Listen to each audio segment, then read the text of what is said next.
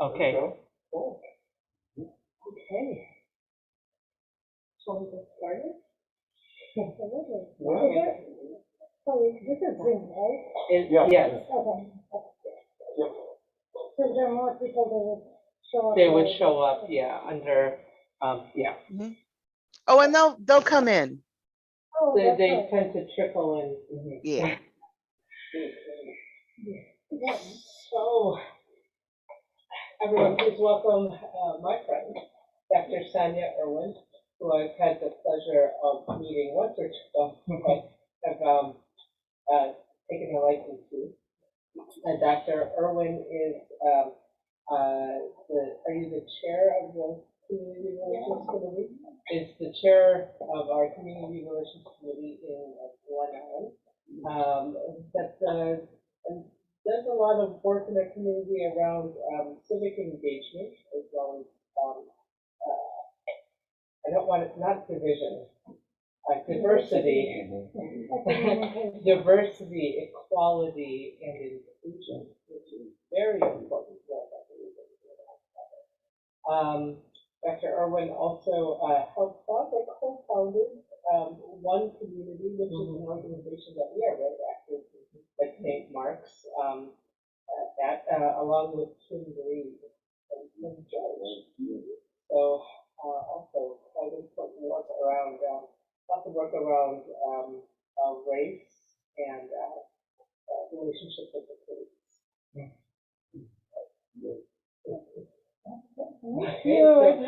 So I am so glad that she could join us today to talk about our neighborhood and how she in particular and what it's like to be here in Glen Ellen. Well, thank you, Jen. Yeah, thanks for the introduction. So I'm Dr. Kim Jones. Hi, Kim. So, There she is. Hi, Kim. yeah. Because, I'm out of town. Hi, everyone. so hopefully, we can maybe chat. I kind of like more interactive sessions is always fun to get to know. That's how we get to know each other. So, I've lived in Glen Ellen for more than 20 years. So, but to tell my story, I actually think it's fun to have a little bit of this. And so, those of you who know a little bit more about me, I would suggest that you don't vote so that so I'm going to give 4 narratives, and I want you to guess which one may be my favorite. So, let's see, I'm from Rio de Janeiro and moved to New York when I was in elementary school with my parents in the fashion industry. That's narrative 1. The narrative 2 is I'm of Mexican descent, and my parents are from Guadalajara, and my dad works in the automotive industry.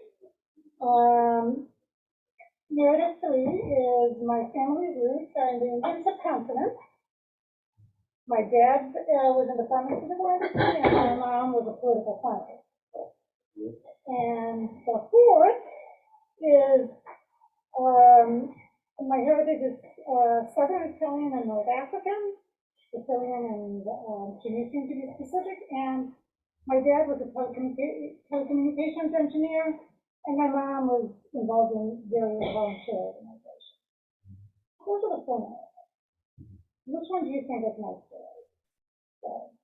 Is it Brazilian? Is it Mexican? Is it Indian subcontinent? Or is it Italian and North African? So, well, your speech patterns are very much New York. Very much New York, okay. So you think it's a Brazilian, okay? Right. Okay, so how many people think that the Brazilian? I think it's either 1 or 4. 1 or 4, okay. Brazilian or Italian? And, A little bit of Spanish. North African, yeah. Okay. all of the above, do we have that choice? Really? Yeah. So that's the interesting. So can all 4 statements be true? Well, you say 3. Yeah, which is the Indian subcontinent. Yeah.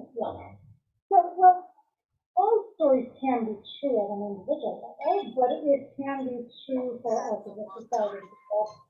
That's what America is. We have heritage from so many different parts, and I truly believe that that's the strength of this country, the fact that there can be all of those narratives can be true, but not individually. So for me, I am an Asian man.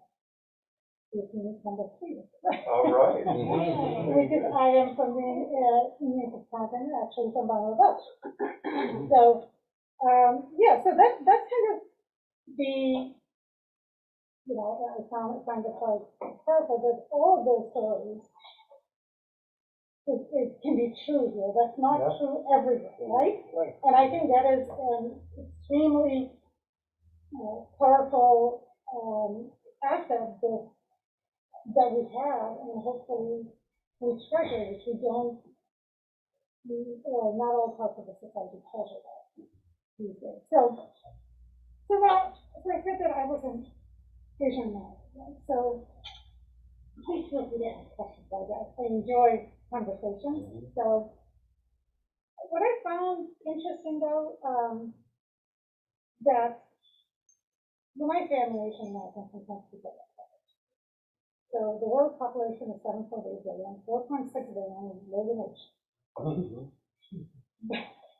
But when I say Asian American, a lot of people get perplexed and they say, no, you're not. Like, really? Well, why not? Okay.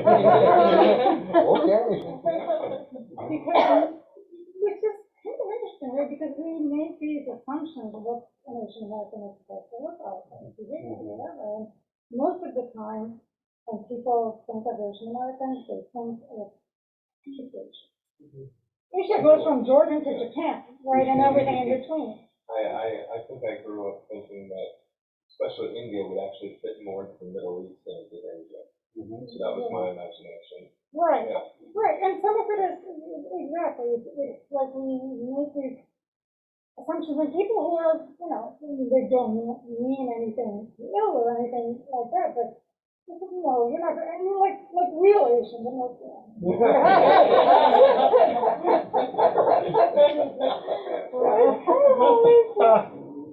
interesting that what are the different stereotypes people have, but at the same time, it's kind of interesting because I also get the question that Asian American is one side, and the other side, people ask me where you from, like all the time. Now, how many of you get asked that question? So most of the time it's serious. It's probably not part of my life. They go there and they ask me where I'm from, but they've never asked him where he's from. So, and then if I tell them, I don't know every person, casual conversation, well, I'm from the Chicago. No, but where are you like really from? What do you mean where am I really from? Or if it's where I live or whatever. But like where are your parents from? I'll tell them I'm really from my house. They're not questions, really from my house. Which is not standing, which is fine. But I don't know why you've never asked that. I mean, he's from somewhere too, it's just a few generations before. And why am I an Asian American and he's not an European American? That's fun. It's never easy, right? So it's kind of interesting that why there's African Americans and there's Asian Americans, there's Latin America, whatever, but don't say European Americans. So somewhat is assumed, but what, right? There are Native Americans too. There's Native Americans, but The white people, we're just Americans. Right. You're right. It is. That's the most interesting thing. And I have to tell you, what it means? What it makes you feel like when somebody asks you all the time. It's not wrong to trust. It's something that you'll never go on with. That you are always from somewhere. Which is fine. I'm proud to be from, but so is everybody else. I mean, everybody is has a heritage. I mean, unless you are a Native American, or, you know, your heritage is just 2 generations, I mean, one something. But just like asking that, and like if you ask them back the question, I want to just say that, you know, I don't want to know where you really from, or, but, Yeah, you notice then that people get upset when you say, I'm from Downeyville. No, where are you really from? No. I think, Like you are really from. yeah. Right, and I remember, Joanne, you were telling the story at one of our events where, I think it was that, was it Albanian lady, or there was you and somebody else who was Oh, white, were at a park or something, and somebody came and asked. Yeah. Yeah, I it think was that my was ex-girlfriend. It was Romanian. a Romanian, I'm sorry. She actually had been born in Romania. I was born in Denmark. But everyone assumed that she was a white European American. Well, I guess it's European. Right, but they would ask you where you're from, but wouldn't ask her, which, though I mean, her family connection to Romania is closer than generational perspective. So that was kind of, interesting to me because, you know, and I would explain just how this feels. And most of the time people say, oh, they're just interested in who are, it's just, you know, it's so better than that. No. I mean, it's not like we're not in the zoo or whatever. And it's fine if you are friends and you're having some conversation, but routine becomes, it makes you feel like you're not safe. So, you know, sometimes that question comes, okay, so you say you're Asian American and then you don't want people to ask, but what, can all be, I mean, if you will have good conversations on that and everybody's talking about their heritage, you can't just say, no, you're not Asian American. You don't look like it is Asians, but on a potential basis, we're all Americans, and to just, you know, I don't know, just not single somebody out, it just feels, strange. That's, and you see that you are the only one who's doing it. And again, If I can interject, I've been privileged to travel a great many places, and it seems like our Eastern European folks always like to say, where are you from? That you're talking about.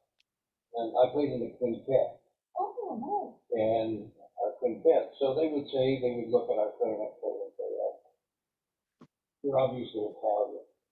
They would look at our horn player and say, well, you're Scandinavian with blonde hair. Our bassoon player was obviously Slavic. So they go through this, and oboe player was Arabian. And they came to me, and everybody looked. Yes. The pronouncement was fifth generation American.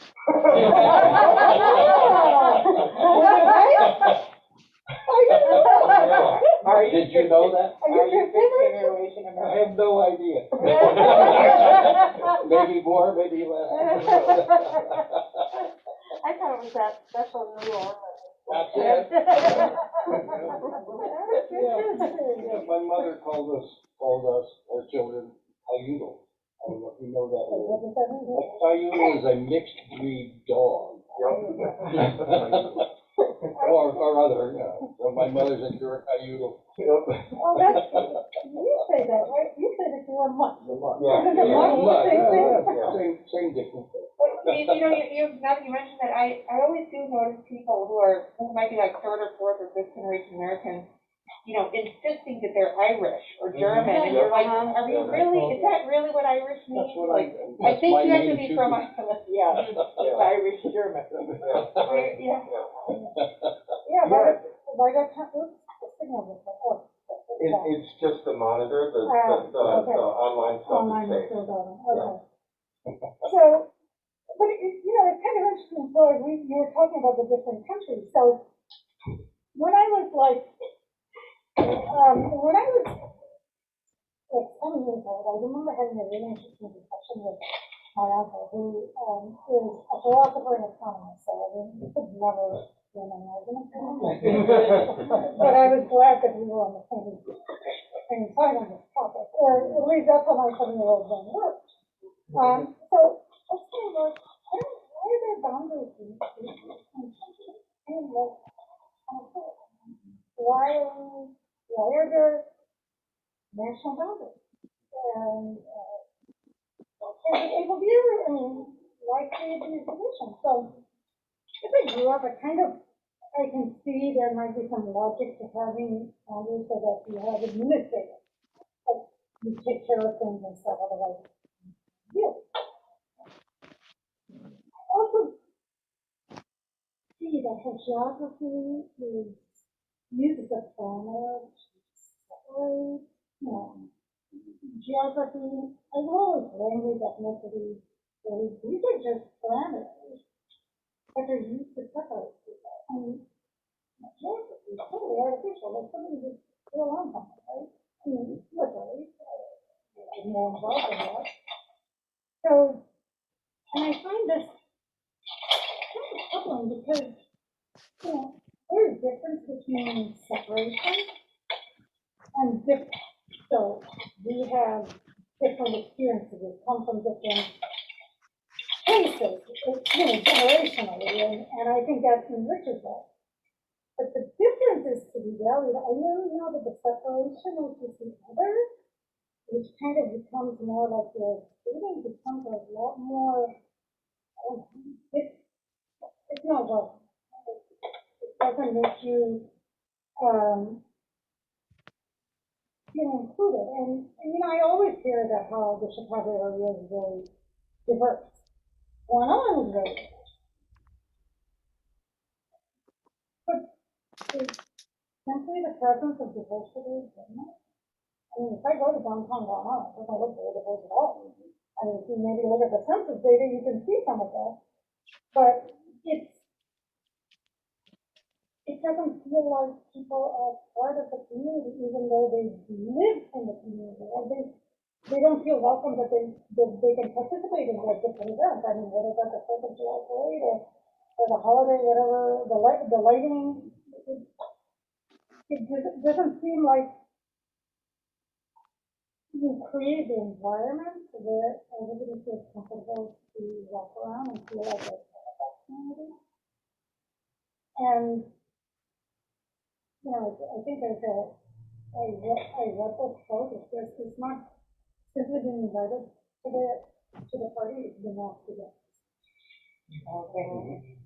So just because, there may be some people of various backgrounds or experiences that are there, if we don't ever see them and everybody's in their silos, are we really getting the enrichment that diversity actually brings? So, some of these discussions or interactions, we've had over the last few years, and it's probably become more active, and that's how, so George is one of the board members of one community. It's about, we first had a lot of these discussions, and we wanted to,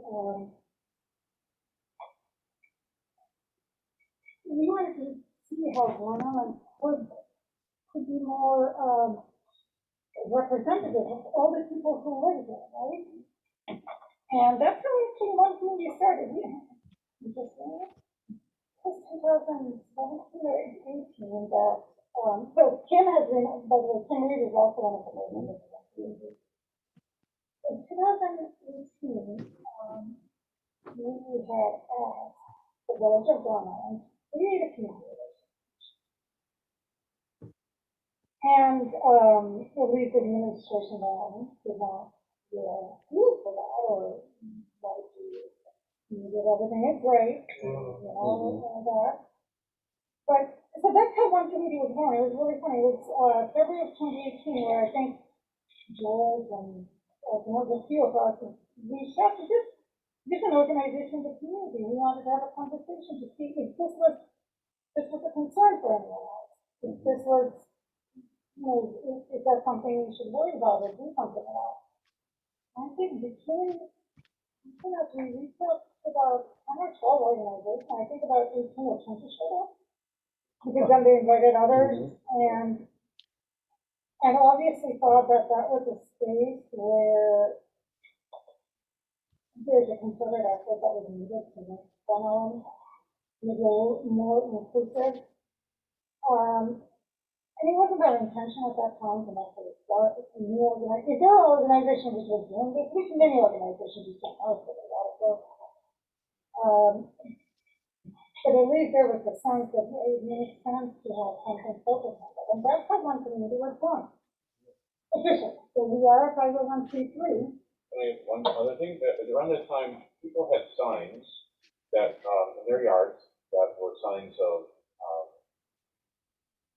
they weren't Black Lives Matter signs, they were things that said, We're not afraid. we're not afraid, and they were getting stolen. Hate has no home. Hate has no home. Hate has no- So those were, I mean, you had how many signs stolen from in front of your house? 10? Yeah. Wow. Wow. Not all at once, over. Yeah, let me clarify, again and again and again and again, yeah. Thanks for bringing that up. And we had signs here that were stolen too, you know, in front of the church, so it was happening all over the community. Actually, that, you know, we did a little bit of a study of this. And, you know, always get intrigued by what's collect some information. So I, did a little Google Doc survey.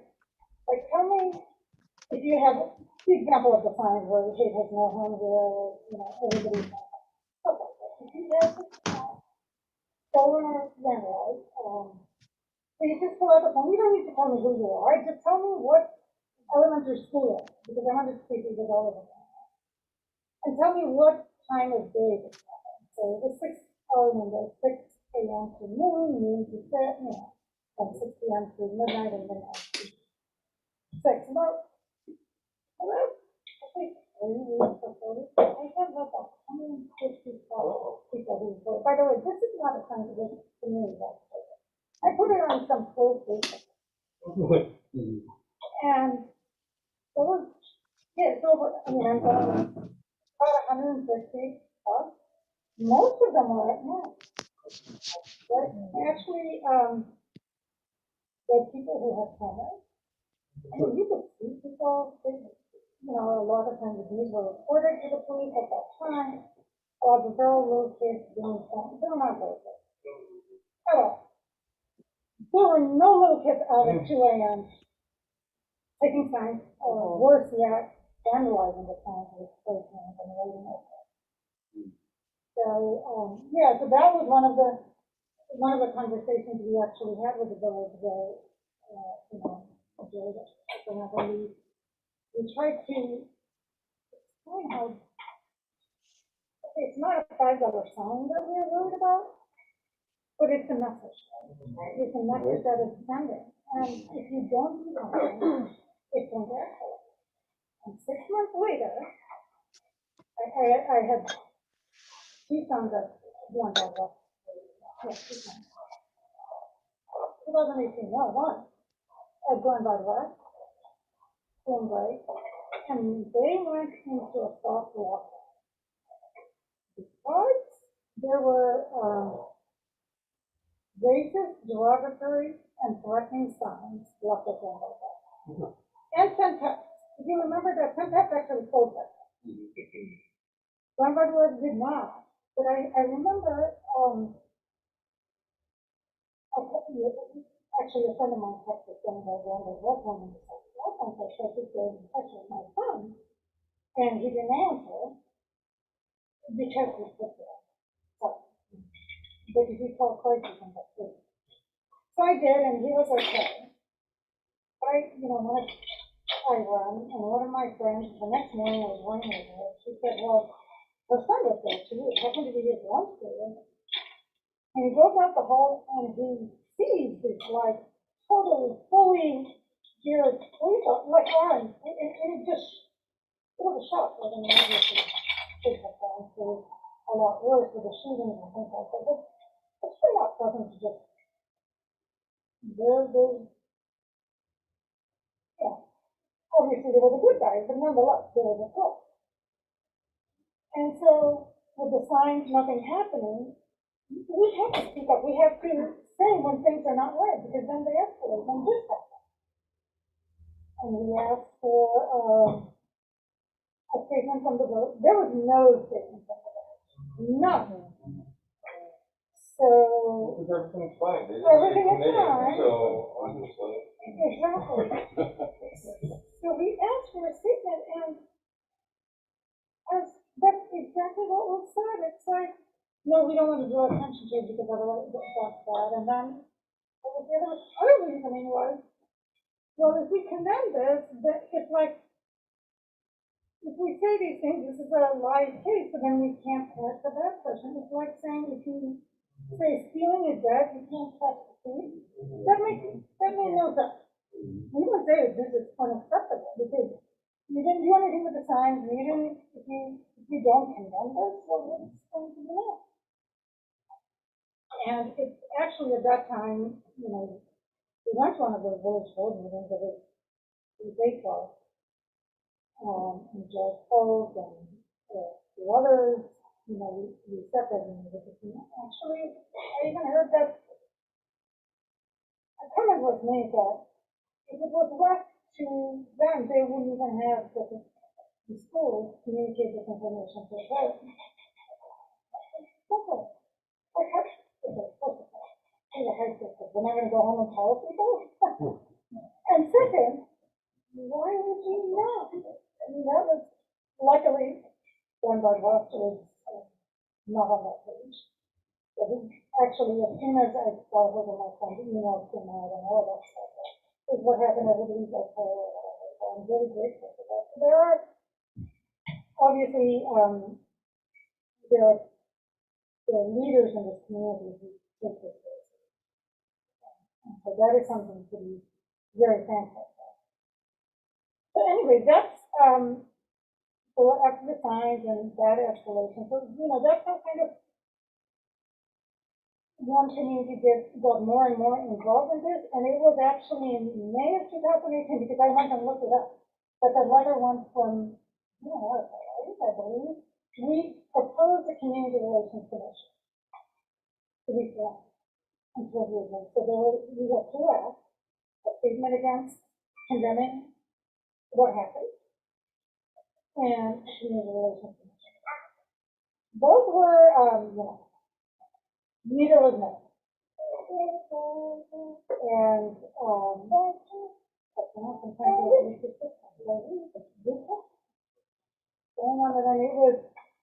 we went in April of 2018. It wasn't until February of 2019 that the statement was issued. Right. 10 months later. Right? So it's, and the community relations commission took that. So, yeah, it was kind of difficult to understand why something this simple was too difficult for the village leadership to do. So, anyway, so that's how, so I'm going to talk, say just a little bit about one community. So that's how we got into this work. And,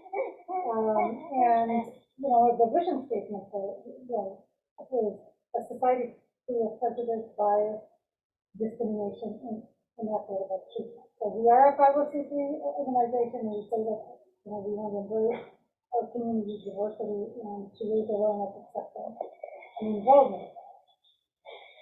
And so there's kind of like the four pillars that we work on. One is to actually build relationships, because that's by building relationships. This is building relationships. Because once we build relationships, we don't assume people are,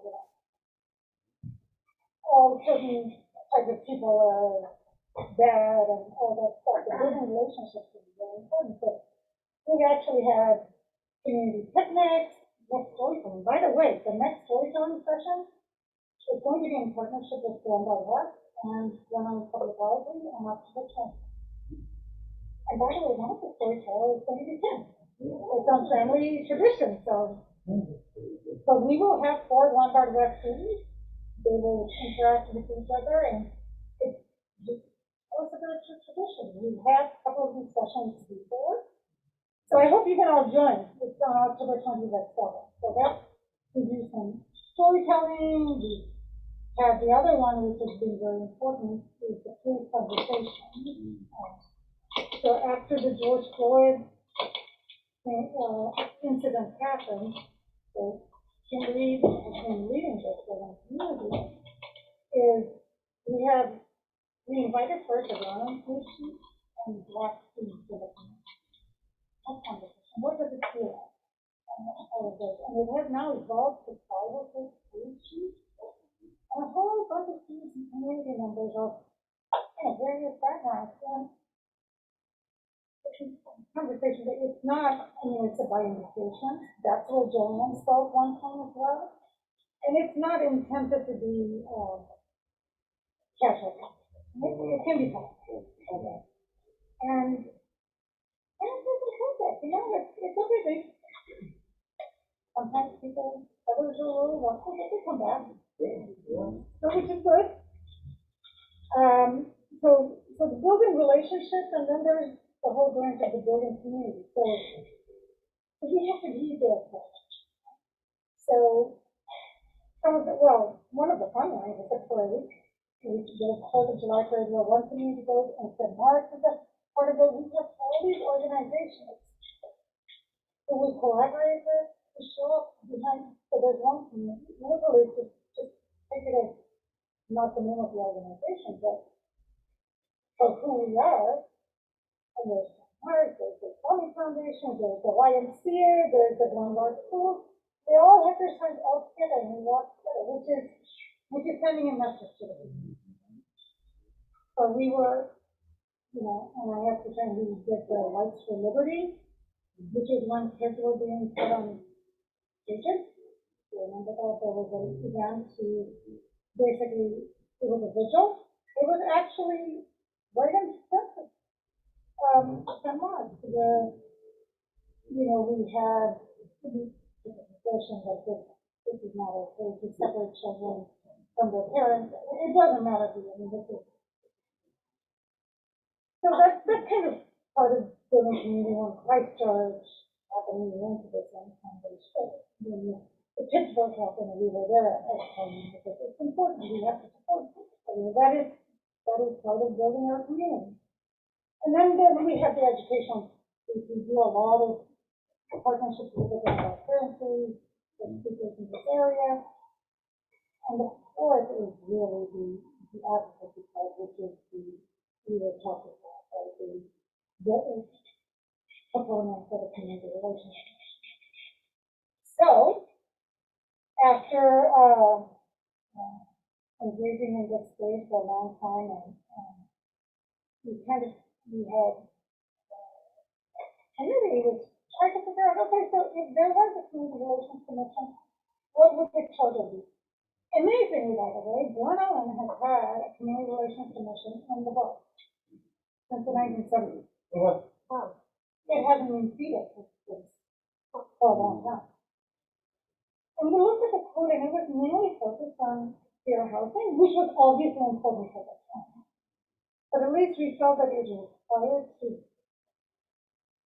encompass more things than fair housing, which is, of course, a very important part. And actually, I'm going to read, I think it was George Orwell, and which has been added to the village code just August with the final update. We kind of drafted what the intent and purpose of the commission is and what the duties are. And it said, Glen Ellen strives to be a community that welcomes, respects, and engages all people in all aspects of village life, including employment, commerce, housing, recreation, state practices, access to resources, and civic engagement. The purpose of the Community Relations Commission is to promote these aspirations and to recommend policies, programs, events, actions, and communications that guide the community towards this goal. I just took a couple of them, by the way. But So, it's just a matter. So obviously a lot of folks have at it, and we have been dealing with the village trustees. Many of us continue to meet to encourage that. So finally, the Community Relations Commission is going to happen, and I was, I'm honored that I'm going to be able to serve and asked to do that, and and I'm happy to chat about the brief question. So we are going to, it's going to be a 9-member commission. And there are other commissions which also have student liaisons, but when we updated the code, I thought this would be important to not only have student liaisons, I want to have student commission with full voting on the commission, because I mean, it is the Community Relations Commission. They're going to be their community. It is their community, but they're going to lead this community. And so they needed to have a voice, not just be the liaison. So we're going to have 2 student commissioners. Got a couple of applications. If you know others, let me know, because I would like to get those commissioners on board. But at the moment, the 7 adult commissioners have been named, and we're going to have our first meeting. Today is, it's coming Wednesday. October 6th will be the first meeting of the reconstituted Community Relations Commission. Yeah, really excited about that. So, there's lots to do. But, so we're making progress. I mean, we can always say that there's so much to be done, and, things are not going the way we want them. But let's also look at how far I wish we got there faster, but we're coming on, right? As a community. I just said that wasn't too much, right? But that didn't happen, but we're here. So I'm excited, but still, by the way, like our commission, it's open to the public. So come listen and tell us your ideas, because I mean, it's not going to come out of the head of the 7 commission, or 9 commissioners, the collective experience, knowledge, ideas, is far greater than any one individual, and I mean, so, please participate. And I'm supposed to have like a little bit of a prep meeting tomorrow, see what everyone's telling me the rules.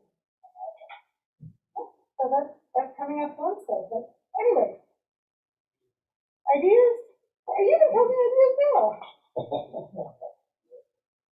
Any thought, I don't, I just kind of, what I had, follow-up to share, but, by the way, the meeting does have that community. Have you gone to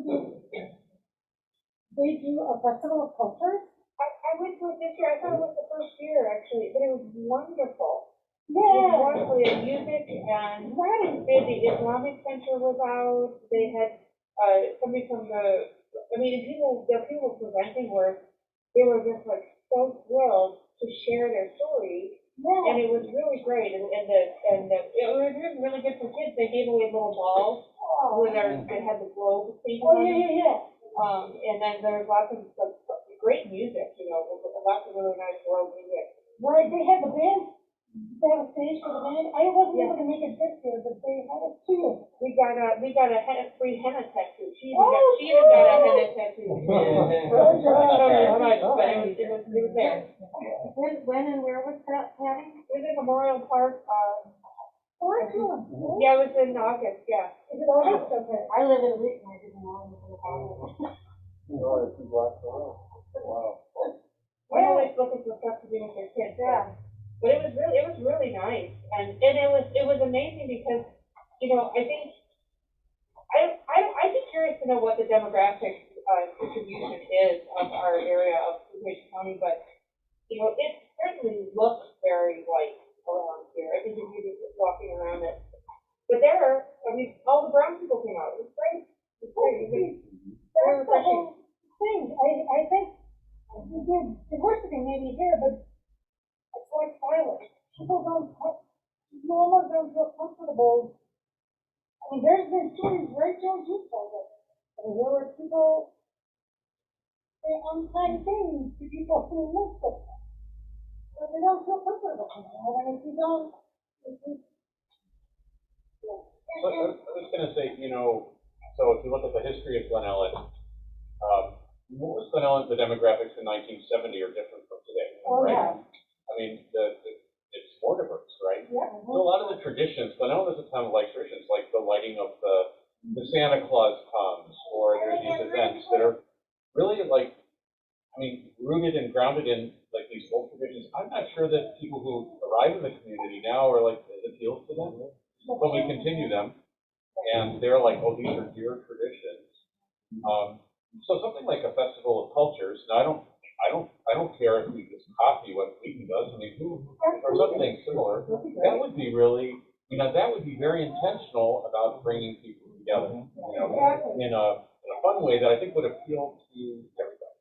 And I think the appeal of that too, like we were talking about last week, we were talking about the radical welcome concept, and that it's also not just inviting people to come to your tradition, but to invite them to take leadership with their traditions. And I think that it's always the dominant culture, like trying to present to people, it doesn't have the same feeling of welcome as we want to give you the power to do these things, and you can lead, and we want to hear from you. Right, maybe there should be a part of the celebration, I don't know, I mean, Right. and like what you were saying, this is important, but also, I think we have to not only give them power, we have to go where they are. Yeah. Right, a lot of times, actually, this I've heard, people don't want to go to Lake Ellington. They don't feel like they're welcome. Right. And it's not gonna change it. So we have to go where they are. We need to, there are people who have heard and live on the south of Roosevelt, but they feel like they need a passport from us. Right. Like this. I mean, it's not that that's not true, but it's very unfortunate that that's the case. So if we're going to have the festival of culture, we'd love for the human relations commission. Should it be like that? Oh, maybe it should be Campus Park. Right. Campus Park, because it goes south of Roosevelt. Right. Because really, most people do think Glen Ellen starts at Roosevelt and goes north. I don't realize. So it's interesting when we actually show as far as the community relations commission, and I'm really delighted about this. There's 30 plus people who applied, and we try to be intentional in trying to make sure that there's people from not just south of Roosevelt, but east of 365, or obviously there's so many different possibilities. Just the number of people who can do everything, but north of North Avenue, oh, come on, they have different experiences. And so, maybe it's just us that we are, that we are making the difference, but we have to go, everything can't happen at once. Or somewhere around, Yes, Main Street gone, or downtown gone up. sounds like it's gotta be like a multifaceted campaign, right? Lots of different ways to do it, so I think it's a big statement to post on Main Street right over here, when they do different things, so having something like that, that's deliberately. And then like, as we mentioned, go to where the people are. And how do you make Lake Ellen feel that it's open and welcoming to everyone? It's like you almost have to have three different styles with three different intentions, right? Like one's like the big neon sign that says this spot is for you and for everybody. This one over here says this is, you're over here is just as important as over here. And this third one, we're trying to change this place over here. So it's almost like they have different intentions. And then like Joanna, what you said before, who's this for? So I think with the village, And they said, when we said, hey, we gotta do this commission, we have to say something. It's like, no, it's fine. Because they were thinking about themselves, they weren't threatened, they didn't feel this. So each one of these different places is like, who is it for?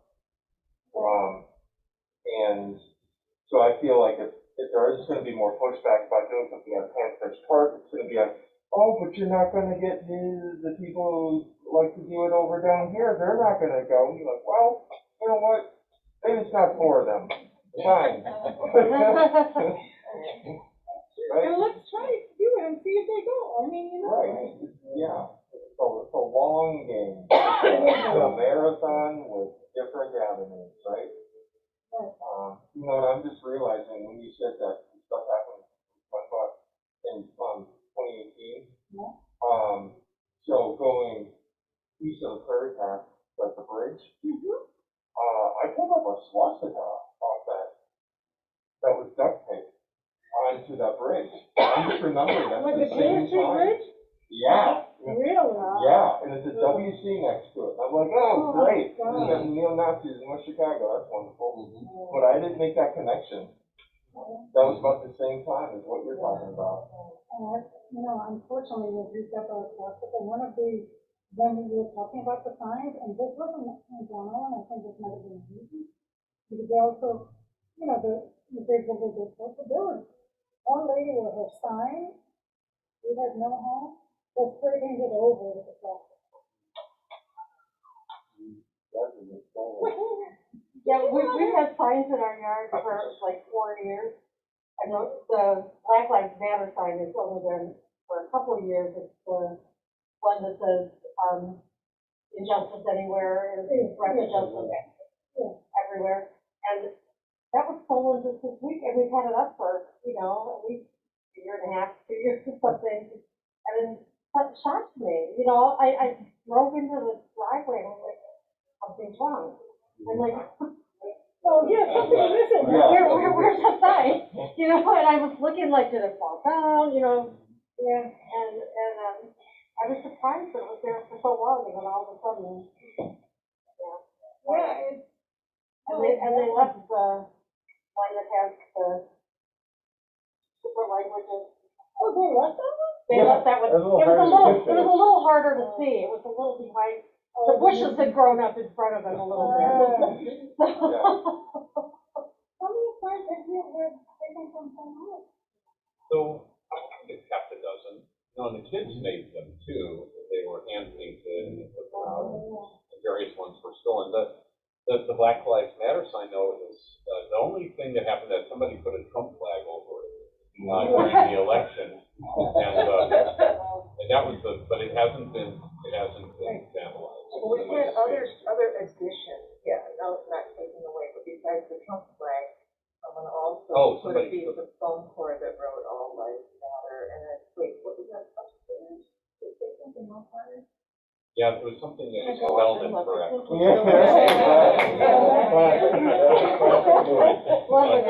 But it said something like White Lives Matter, and, you know, something like that was put in front of it, or, so there've been a couple things, but it hasn't been actually destroyed, which is surprising. But it's interesting how those things have been record, like the Trump flag or whatever, because, you know, Georgia, I run, that was more time, I think, you and I were running, who was on park? I don't know. And there's a car that came right by it, directed at me, and said, go Trump, or something like that. It was going, that's why Right. That's the one? It's not even foam core, it's a really, it's like Oh, a really nice. high quality material here. Dr. DLHK. Yeah. DLHK, wow. Yeah. Oh my God. Not quite sure what are the O's things going on? Yeah, I don't know, it's like a little, I don't know. I have not done an analysis on it. I'd like to, because, you know, like, they got some energy here. Got a little tired towards the end. Yeah, Turn it around and show the Zoom, people. Oh. And that was left on top of this one? It was like, well, it was gonna place it. In front of it, yeah. Wow. And then, I don't know how long before or after that put over it. Oh, And then somebody pulled it down. I found it was crumpled up in front of the sign, but it had been hung over it. Look at that, so. Yeah. And last week, Richard was talking about, the looking at the pumpkin patch and having somebody, Yeah, yeah. I'm not, I don't wanna say too much because, you know, this is worthy of a lot of thought. And probably more than what I can bring to the table this morning. It's only one cup of coffee. But yeah, someone took objection to the sign at a church. Actually, that was their position. And I've got like a couple big ideas in my head, so I just gotta have more coffee. All of these people, and I saw some extreme hatred when I was driving from where I lived in Kentucky up to Illinois. And in a town there, with traffic lights, and someone got into an altercation with one of the caravans, the Trump caravan. And I saw that hate. Being a first generation from America, my mother, I was probably 30 years old before she showed me the number.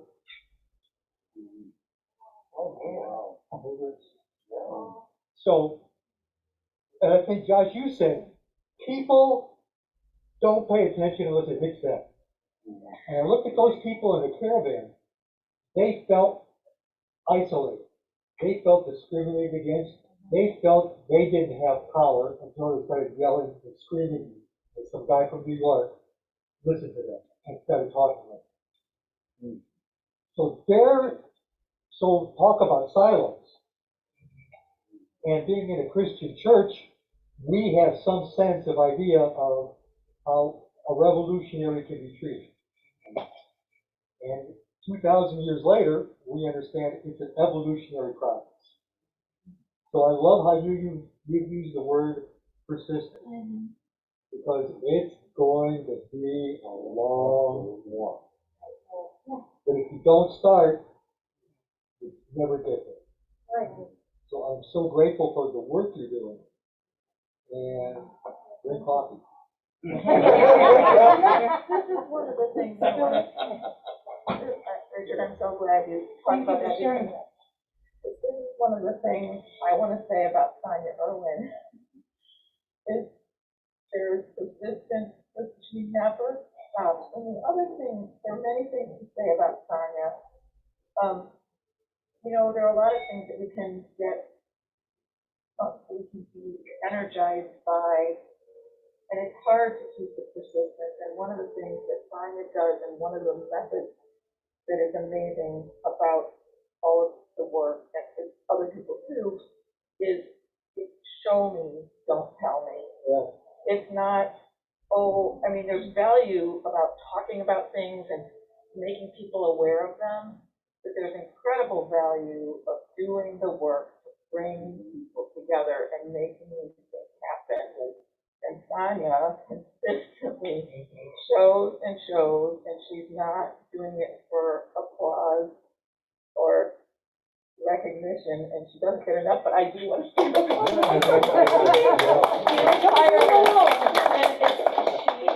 it's work like this that makes a difference. Thank you, Sonia. I didn't come here to say this. Every time I listen to you, I'm amazed by all that you do, and hearing it again today with new people, I say that. you are great, I don't do it alone, so that's. I know you don't, but you. All of you, thank you.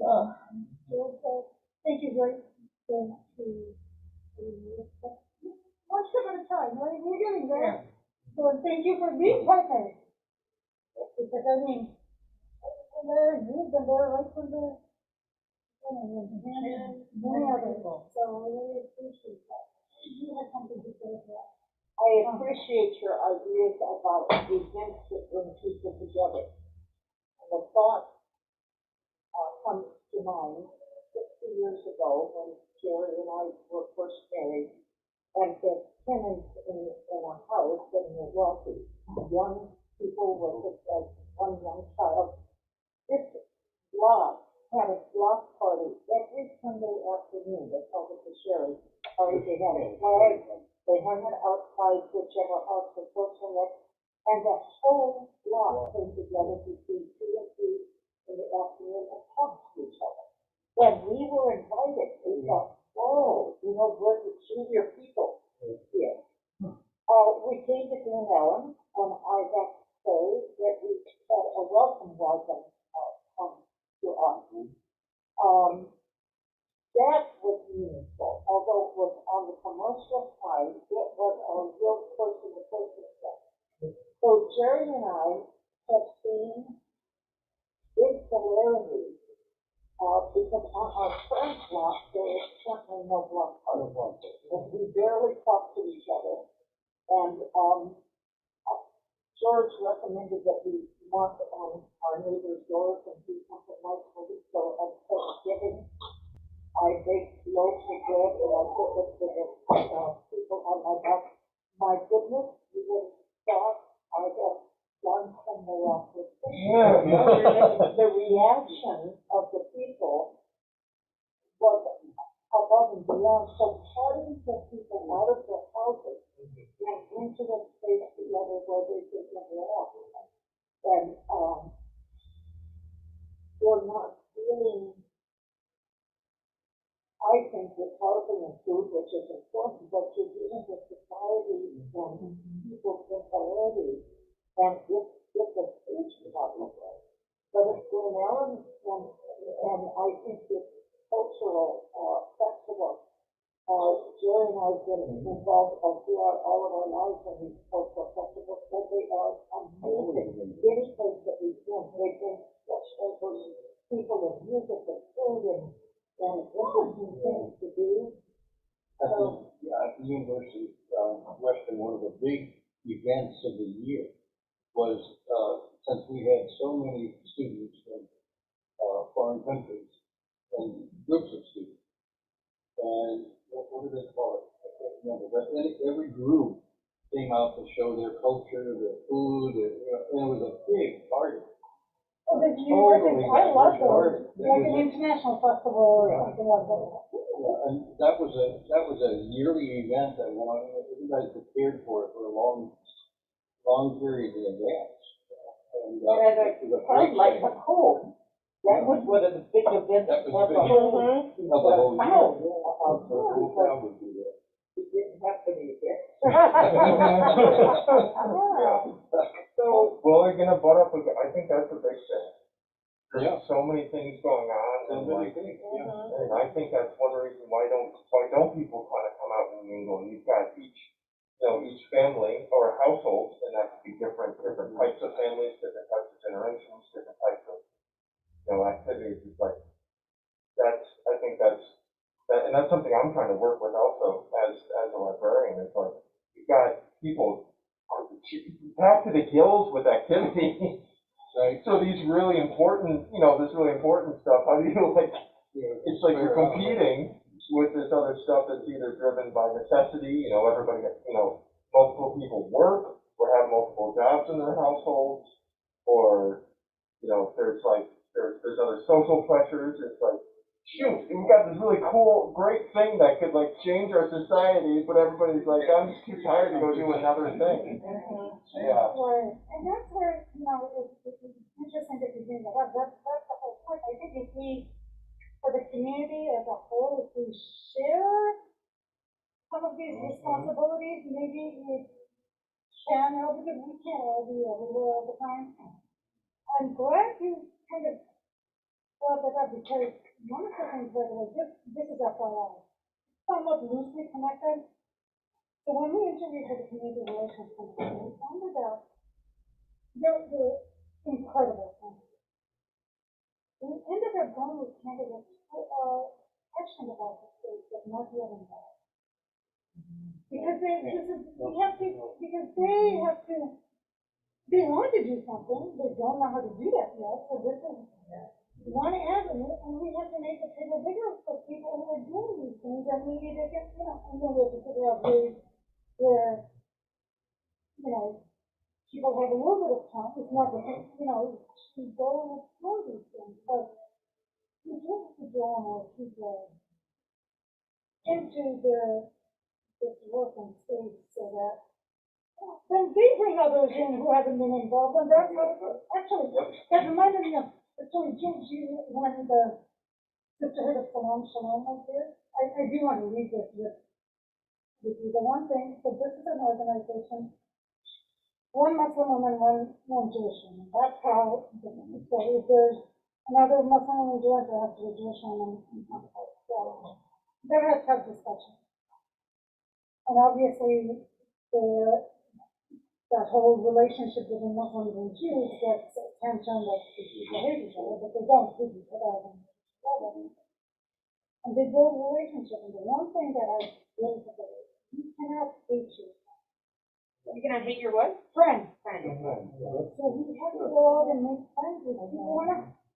Those who are friends with, you know, you may be saying terrible things about black.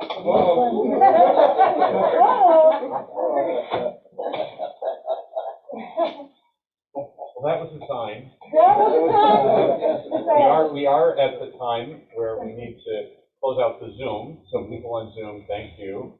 Thank you. And,